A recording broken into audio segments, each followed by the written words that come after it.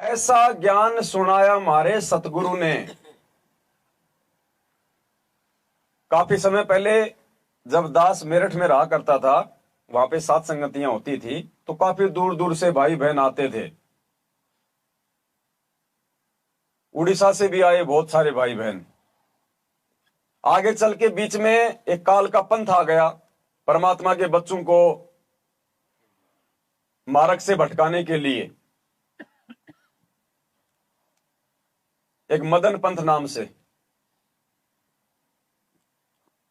परमेश्वर की वाणियों को तोड़ मरोड़ के पेश करना, अटबट करना, शंकाएं पैदा करना उन कमजोर आत्माओं में जो गुरुदेव के सत्संगों से अच्छे से जो परिचित नहीं थे, जो गुरुदेव के गुणों से परिचित नहीं थे। परमात्मा कहते हैं, बीजक की बाता कहें बीजक नाही हाथ, पृथ्वी डूबवन उतरे ये कर कर मीठी बात। तो काल को तो सबसे ज्यादा चिंता वर्तमान में इस 13वें पंथ से है। उसका भोजन तो यहां से बाहर निकल रहा है। तो जितने भी संत महात्मा हैं, जितने भी पंथ हैं, जितने भी मार्केट में तेल लगा लगा के दाढ़ी वाड़ी बढ़ा के जो आ रहे हैं नए नए, सब आते ही संत रामपाल जी के पीछे लगते हैं और किसी को नहीं छेड़ते। संत रामपाल जी के पीछे, उनके पंथ के पीछे। क्यों? बाकी तो सभी काल की परिधि में है, वो तो काल के मुंह में है। काल तो उनको परेशान करवाएगा जो काल के मुंह से बाहर निकलने का प्रयास कर रहे हैं। तो वो पंथ पूरी धरती पे केवल एक है, यथार्थ 13वां कबीर पंथ, सतगुरु रामपाल जी भगवान का पंथ। तो वो उड़ीसा से जो भाई बहन आए थे, वो काफी दिन साथ संगति में रहे। उसके बाद में ज्ञान को आधार उन्होंने बनाया नहीं, क्योंकि ज्ञान को आधार नहीं बनाओगे तो चाहे आप अपने गुरुदेव जी की गोद में जाके बैठ जाओ, काल वहां से भी छीन ले जाएगा। कुछ दिनों बाद में वो मदन पंथियों की अटपट सुनने लग गया और एक दिन उन्होंने मेरे को एक छोटा सा वीडियो भेजा उस मदन पंथी संत का, जो मार्केट में नया नया उतरा था। अपनी आवाज में उसने कुछ शब्द वगैरह गा रखे थे, मेरी मटकी गई फूट, मेरी माला गई टूट, ऐसा कुछ। तो उस भाई ने मेरे को व्हाट्सएप पे उसकी ऑडियो के साथ भेजा कि आहा कितनी सुरीली आवाज। दास ने उसी समय लिख के भेजा कि भाई तेरा विकेट गिर गया, तेरा विकेट गिर गया, तो बहुत जल्दी आउट होने वाला है। उसको झटका सा लगा, बोले भगत जी आप ऐसा क्यों बोल रहे हैं? तो दास ने कहा, नालायक, तेरे गुरु सतगुरु रामपाल जी भगवान है, तू भक्ति उनकी कर रहा है, सत्संग उनके सुन रहा है, और तू वाह वाह, तू प्रशंसा तू किसी गैर मर्द की कर रहा है। तू तो नीचे गिर चुका है, ये ना सोच कि मैं गिरूंगा, तुझे तो अभी मालूम भी नहीं होगा। दास तुझे पहले ही बता रहा है मालिक के ज्ञान आधार से कि तू नीचे गिर चुका है और तेरा विकेट गिरेगा। और 15-20 दिन के बाद में वो उस पंथ में चला गया। परमात्मा ने हमें आगाह किया है, कबीर कथा करो करतार की, सुनो कथा करतार, और आन कथा सुनिए नहीं, कहे कबीर विचार। जिस दिन आपको सत्संग सुन के यह दृढ़ विश्वास हो गया कि धरती पे मेरे गुरुदेव के अलावा कोई परमात्मा नहीं, इनके ज्ञान के अलावा कोई ज्ञान नहीं, उसके बाद हमें दूसरों की अटपट सुनने की आवश्यकता नहीं रह जाती।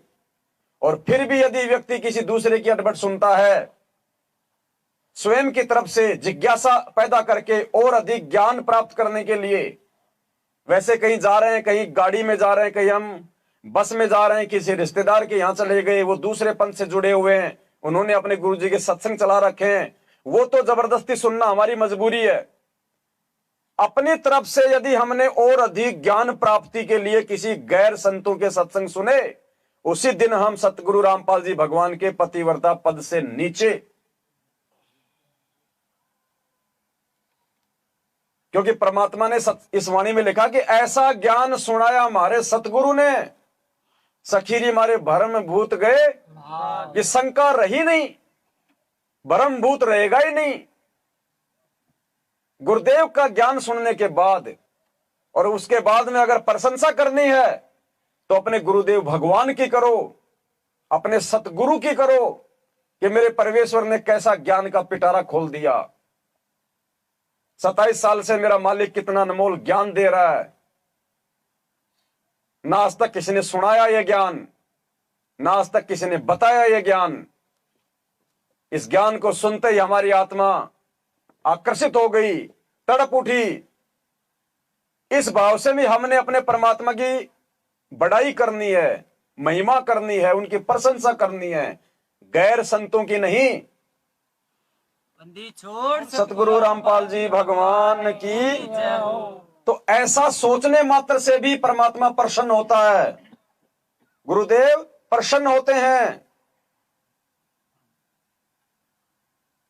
और भक्ति में हमारे पॉइंट बनते हैं।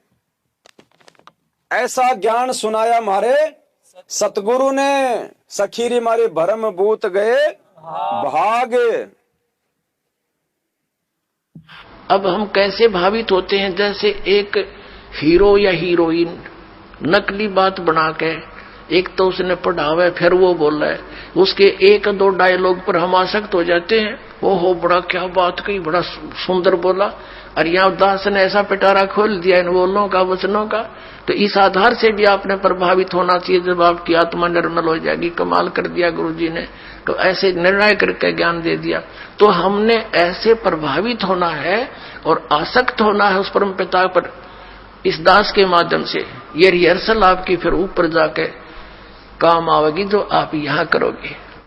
यानी परमात्मा के गुणों को अपने गुरु जी के ऊपर लक्षित करें और फिर आपका भाव बनेगा, एक प्यार जागेगा इस दास के प्रति, जैसा इस काल के प्रति जाग्या था। और वही कसक आपकी इस दास के प्रति होगी, तभी हम वहां चलेंगे। जिस कसक के साथ हम वहां डटे नहीं डटे, तो ऐसा ही भाव। इस प्रकार से हमने इस भक्ति मार्ग पे बड़ी सावधानी के साथ आगे बढ़ना है।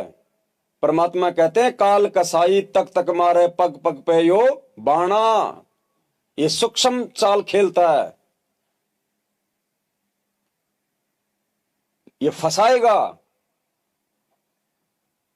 लेकिन फंसेगा वो जो अपने गुरुजी से नाता जोड़ के नहीं रखेगा, जो अपने गुरुजी को अपने शीश पे नहीं रखेगा, जो अपने गुरुजी को ही प्रधानता नहीं देगा, उसको काल तोड़ के लेके जाएगा।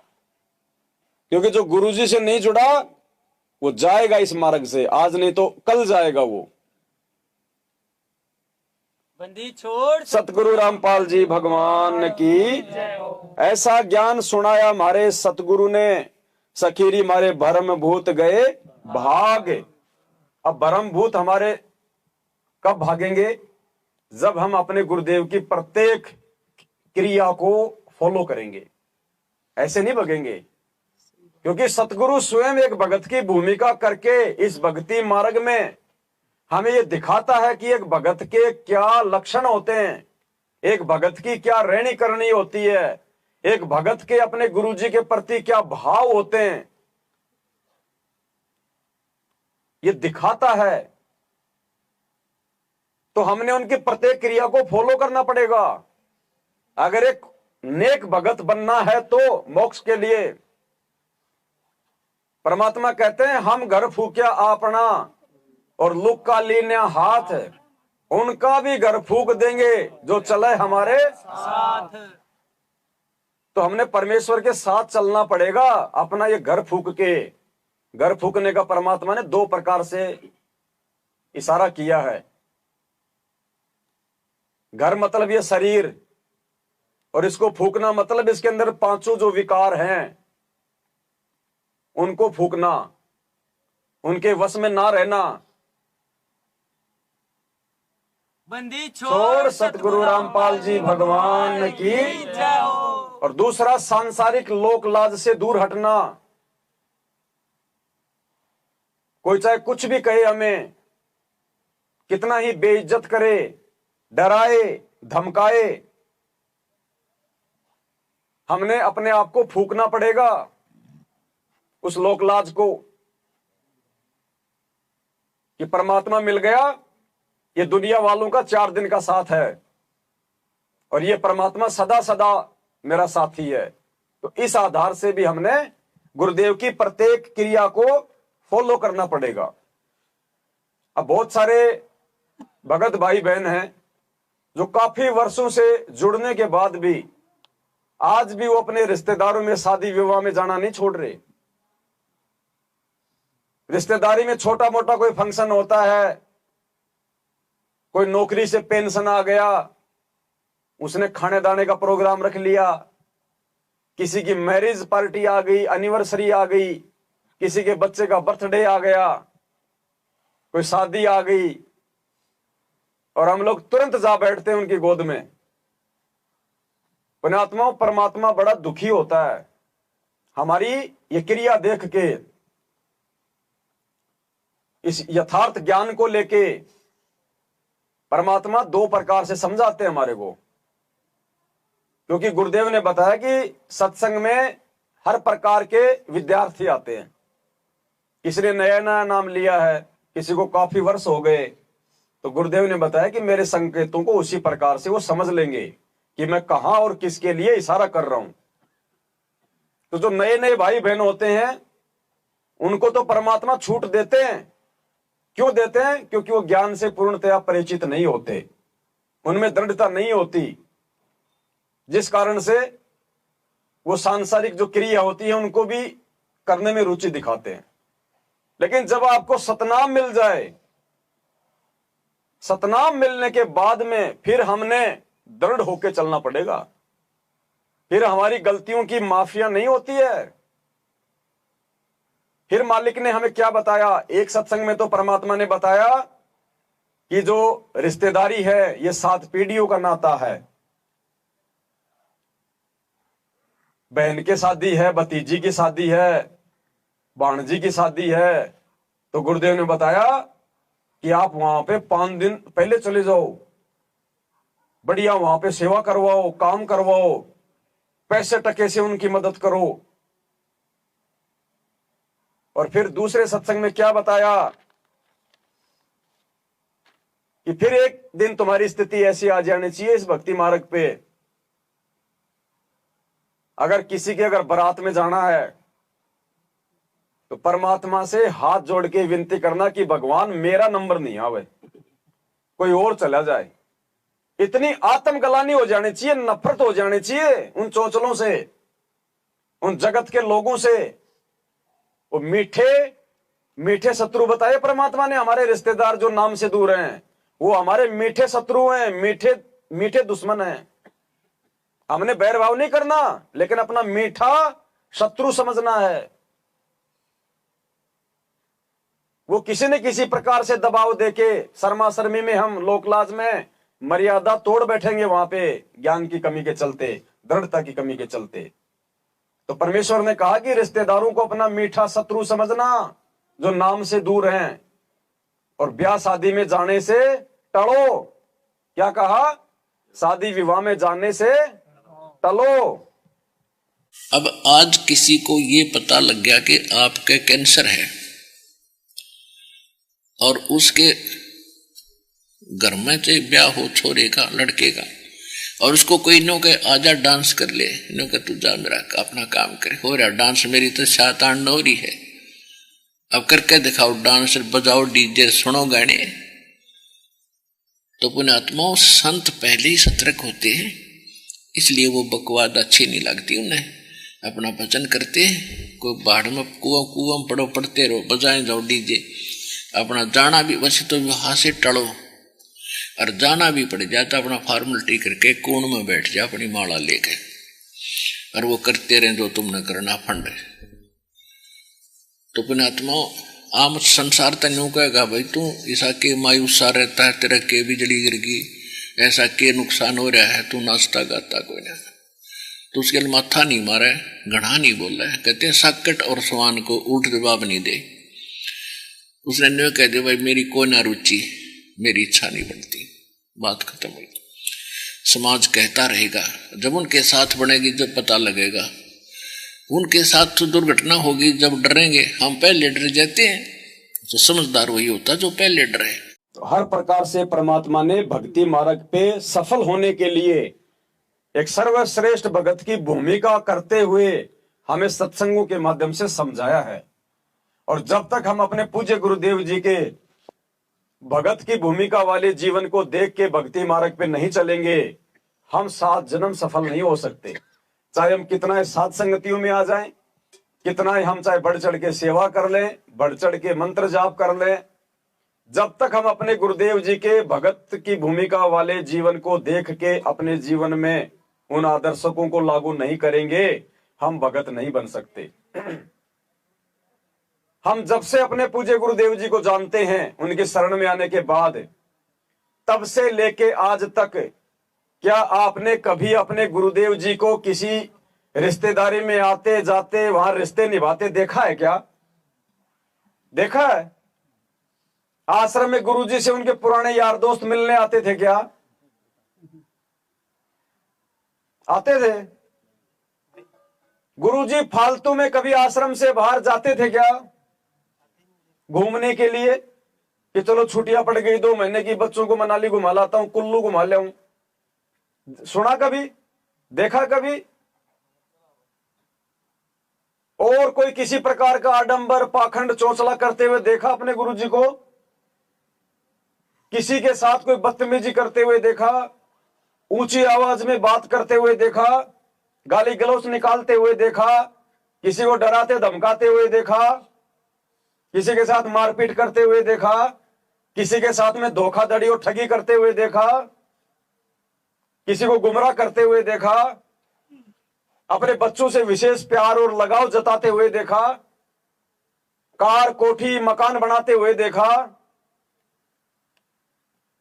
अपने बच्चों को जो है बड़ी बड़ी स्कूलों में दाखिला दिलाया क्या गुरुजी ने? तो हम क्या कर रहे हैं फिर? हम कैसे भगत बनेंगे फिर? क्योंकि उन्होंने उस भगत का रोल करके दिखाया है कि अगर तुम इस प्रकार से रहोगे इस भक्ति मार्ग में, तब तुम सतलोक जाने के काबिल भगत बनोगे। हमने तो वैसा बनना है, कीट न जाने भृंग को गुरु कर ले आप समान। वो परमात्मा उस भृंगी की तरह, उस भंवरे की तरह ये 27 वर्षों से सत्संग रूपी भ्रंग भ्रंग करके हमें अपने जैसा ही तो बनाना चाहता है। अब ये हमारे ऊपर है कि हम कितना जल्दी उनके आदर्शों पे चलें, उनकी शिक्षाओं पे चलें, उनके जैसी अपनी रहनी करनी को करें। ये हमारे ऊपर है, और जब तक नहीं करेंगे तब तक बार बार हम यहीं पे जन्म लेते रहेंगे। ये सत्य है। सुधरना स्वयं पढ़ना पड़ेगा।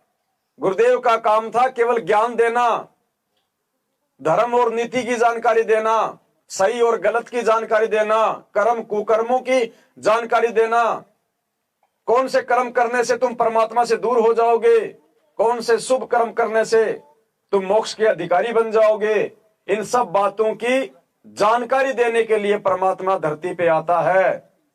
और काल भगवान के साथ किए गए एग्रीमेंट के अनुसार जबरदस्ती नहीं करेगा। किसी पे कोई विशेष मेहरबान होके नहीं लेके जाएगा। परमात्मा पक्ष और विपक्ष से दूर होता है, निष्पक्ष होता है। परमात्मा अपना विधान बताता है, जो उसके विधान को फॉलो करेगा वही भक्ति मार्ग पे सफल होगा। बंदी छोड़ गुरु रामपाल जी भगवान